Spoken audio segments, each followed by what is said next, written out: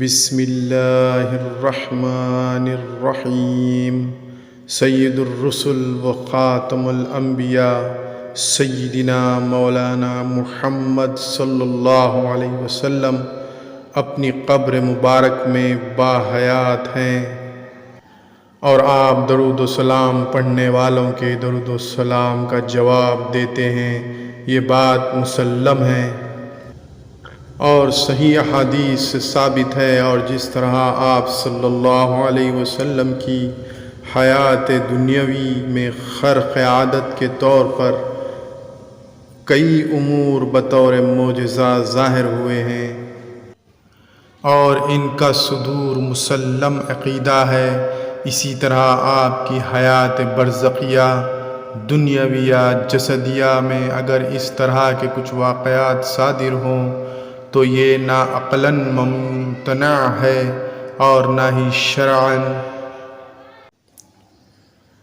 اور اس میں کسی قسم کے شک و شبے کی گنجائش نہیں ہے۔ نیز اہل سنت الجماعت کا عقیدہ ہے کہ اولیاء کی کرامات حق ہیں۔ اس واقعے کو بہت سے علماء اکرام اور محدثین نے اپنی کتابوں میں نقل کیا ہے۔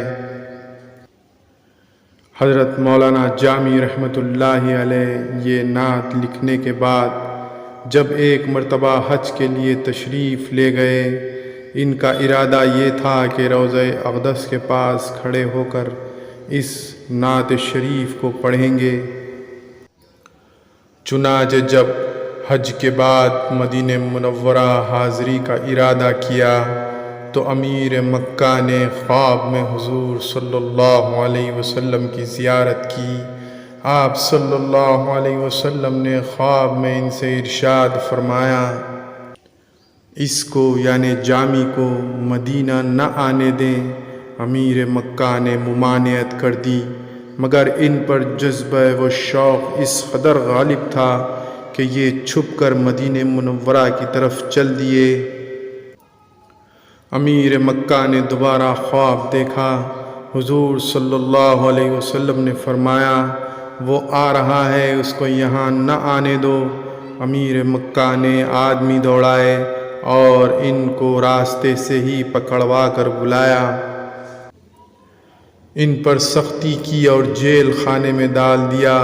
اس پر امیر مکہ کو تیسری مرتبہ حضور اقدس صلی اللہ علیہ وسلم کی زیارت ہوئی۔ حضور صلی اللہ علیہ وسلم نے ارشاد فرمایا، جامی کوئی مجرم نہیں ہے، بلکہ اس نے کچھ اشعار لکھے ہیں جن کو یہاں آ کر میری قبر کے پاس کھڑے ہو کر پڑھنے کا ارادہ کر رہا ہے۔ اگر ایسا ہوا تو قبر سے مسافے کے لیے ہاتھ نکلے گا جس سے فتنہ ہوگا۔ اس پر ان کو جیل سے نکالا گیا اور بہت اعزاز و اکرام کیا گیا۔ امیر مکہ نے حضرت مولانا عبد الرحمن جامی رحمۃ اللہ علیہ سے درخواست کی کہ وہ نعت مبارک ہمیں بھی سنائیں جو آپ روضہ اقدس پر جا کر پڑھنا چاہتے تھے۔ پھر علامہ جامی رحمۃ اللہ علیہ نے روتے ہوئے یہ اشعار پڑھے، تنم فرسود جا پاراز ہجرا یا رسول اللہ، تنم فرسود جا پاراز ہجرا یا رسول اللہ، دلم پجمرد آوارا زعسیاں یا رسول اللہ۔ یا رسول اللہ، میرا جسم ٹکڑے ٹکڑے ہو گیا ہے، آپ کی جدائی میں میرا دل مرجھا کر بھٹک رہا ہے گناہوں کے بوجھ سے۔ ذکر دا خویش حیرانم سیاہ شد روز عصیانم، ذکر دا خویش حیرانم سیاہ شد روز عصیانم، پشیمانم پشیمانم پشیما یا رسول اللہ۔ میں اپنے کیے پہ حیران ہوں اور گناہوں سے سیاہ ہو چکا ہوں، پشیمانی اور شرمندگی سے پانی پانی ہو رہا ہوں یا رسول اللہ۔ چو بازوئے شفاعت را کشائی بر گنہگارا، چو بازوئے شفاعت را کشائی بر گنہگارا، مکن محروم جامی را درا یا رسول اللہ۔ روز محشر جب آپ شفاعت کا بازو گناہگاروں کے لیے کھولیں گے یا رسول اللہ، اس وقت جامی کو محروم نہ رکھیے گا۔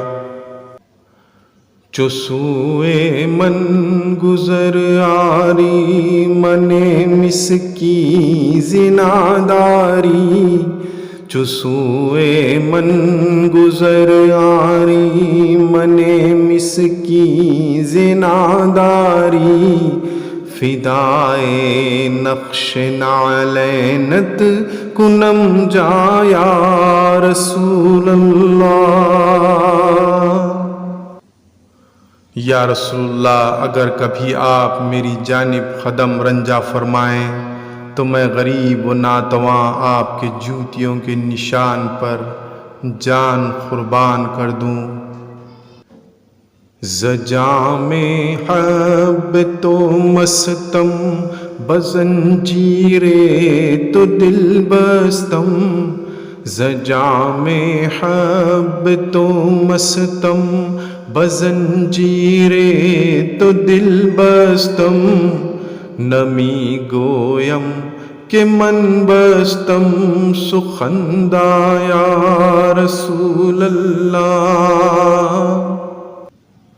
آپ کی محبت کے جام سے میں مست ہوں اور میرا دل آپ کی زنجیر سے بندھا ہوا ہے۔ میں یہ نہیں کہتا کہ میں کوئی بڑا شاعر ہوں، یہ سب تو فقط آپ کی محبت سے ہے یا رسول اللہ۔ تنم فرسود جاں پارا زہجرا یا رسول اللہ، دلم پجمرد آوارا زعسیاں یا رسول اللہ۔ اسی طرح کی مزید معلوماتی ویڈیوز دیکھنے کے لیے میرے چینل راہ اسلام کو سبسکرائب کریں۔ اللہ حافظ۔